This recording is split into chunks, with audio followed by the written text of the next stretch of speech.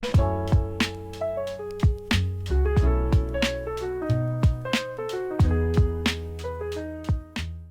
basket est un sport collectif et le métier de basketteur pro peut s'avérer un peu individuel par moment.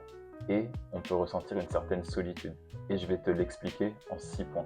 Tout d'abord, on a la solitude dans les décisions. Donc forcément, quand on prend la décision de signer quelque part, on est accompagné d'un agent, souvent de ses proches. Mais au final, la responsabilité de cette décision, elle nous revient à nous-mêmes. Donc tu es seul face à cette décision. Tu dois peser le pour et le contre par rapport à ce que ton agent, tes proches ou autres te conseillent et tu dois assumer cette décision et ton plan de carrière. Ensuite, le plus fréquent, c'est la solitude après les matchs. Après un match et surtout après une défaite, tu te poses pas mal de questions dans ta tête. Tu te demandes qu'est-ce que j'aurais pu mieux faire pour que mon équipe gagne ce match? Qu'est-ce que j'aurais pu mieux faire pour apporter un peu plus au groupe? Ce que je dois faire différemment, ce que je n'aurais pas dû faire. Tu te poses pas mal de questions. Et au final, c'est là que le côté professionnel, tu le ressens vraiment. Louper un match, c'est pas comme si tu loupais un match et que tu passes à autre chose et que tu avais ton activité principale derrière pour tout faire oublier. Le basketball, c'est ton activité principale et louper un match, ça te trotte dans la tête. Tu t'en veux parce qu'on te paye pour performer.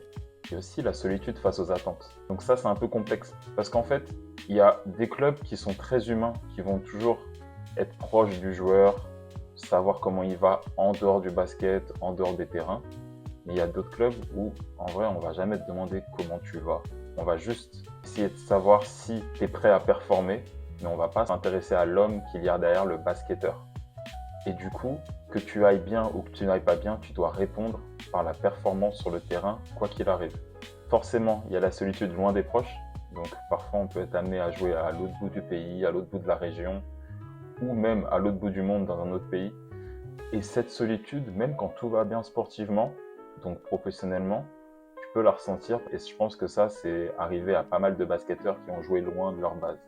La solitude dans le vestiaire, là, c'est pas forcément la mésentente avec les coéquipiers. C'est juste qu'en fait, le vestiaire, c'est un lieu fort, un lieu important où on rigole, où l'on partage des choses tout au long de la saison. Mais des fois, le vestiaire, tu peux pas dire tout et n'importe quoi. Il y a des choses qu'il faut que tu gardes pour toi. Tu peux pas te livrer comme si tu te livrais avec un membre de ta famille ou ton agent. Et des fois, tu es obligé de te renfermer sur toi-même par rapport à certains non-dits, certaines petites frustrations.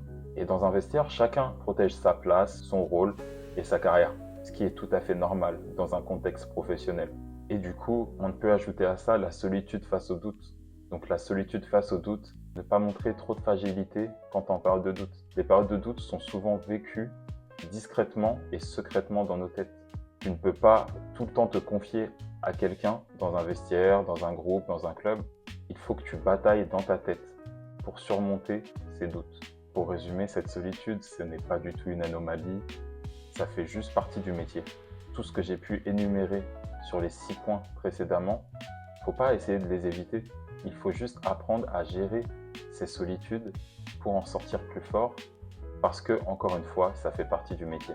Et ceux qui comprennent la solitude dans le milieu professionnel développent une vraie solidité mentale. La solitude du joueur professionnel existe vraiment. Elle fait partie du métier. Ce n'est pas du tout une faiblesse. C'est tout à fait normal. Savoir la gérer et l'apprivoiser, c'est souvent ce qui fait la différence dans une carrière.